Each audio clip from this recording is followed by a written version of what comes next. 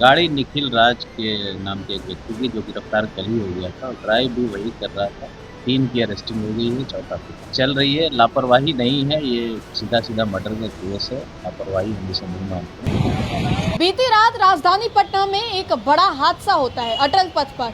जिस तरीके से एक तेज स्कॉर्पियो टक्कर मार देती है, जिसके बाद एक महिला पुलिसकर्मी की मौके पर ही मौत हो जाती है। अब इसको लेकर के बड़ी अपडेट सामने आ रही है। एसएसपी अवकाश कुमार ने बड़ा खुलासा किया है पूरे मामले को लेकर के।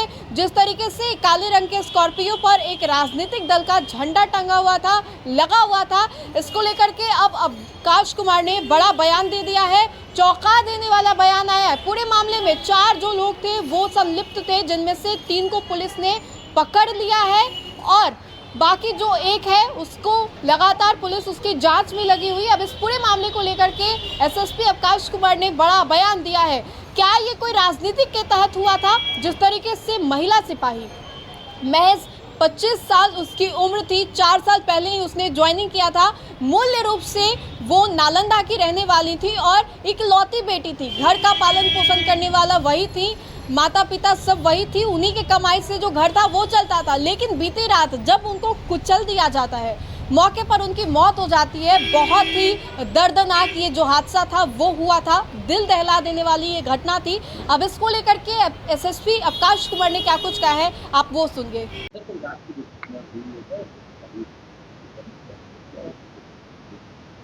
उसमें अपडेट यही है कि 2 लोगों की गिरफ्तारी कल ही कर ली गई थी और 2 लोग इसमें से फरार हुए थे, जिस पे हम लोग मर्डर केस करके इन्वेस्टिगेशन कर रहे थे। उसमें से एक और अभियुक्त की गिरफ्तारी अभी कुलदीप की कर ली गई है। तो चौथा शेष बच गया, उसके विरुद्ध हम लोग छापेमारी गाड़ी निखिल राज के नाम के एक व्यक्ति की जो गिरफ्तार कल ही हो गया था और ड्राइव भी वही कर रहा था। कुछ और भी हम लोग को अनुसंधान के क्रम में सबूत मिले हैं, उसको हम लोग आगे इन्वेस्टिगेशन में और उसमें लाएंगे एविडेंस के तौर पर। और लास्ट एक्यूज बचा, उसकी गिरफ्तारी हो जाए फिर हम लोग जल्द से जल्द इसमें चार्जशीट करेंगे और कोशिश करेंगे कि इसमें इसको ट्रायल चलाकर सजा दी जा सके। इसको मर्डर का केस हम लोग रजिस्टर 4 लोग सवार थे, 3 की अरेस्टिंग हो गई है, चौथा अभी पूछताछ चल रही है। लापरवाही नहीं है, ये सीधा-सीधा मर्डर का केस है। लापरवाही हम इसे नहीं मानते हैं और इसीलिए हम लोगों ने मर्डर में केस किया है और इसी में हम लोग इन्वेस्टिगेशन भी करेंगे और सबूत आएँगे उसके आधार पर चार्जशीट।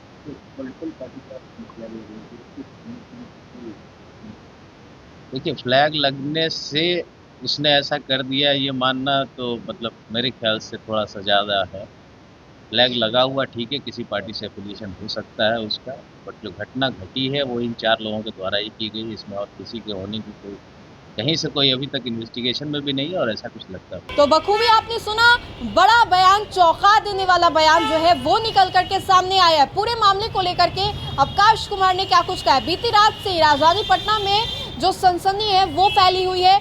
जो बाकी लोग हैं वो डरे हुए, सहमे हुए। जिस तरीके से वाहन चेकिंग के दौरान पुलिस कर्मियों को कुचल दिया गया, रौंद दिया गया, वो भी रात के अंधेरे में काम के करने के क्रम में ऑन द ड्यूटी इस घटना को अंजाम दिया गया।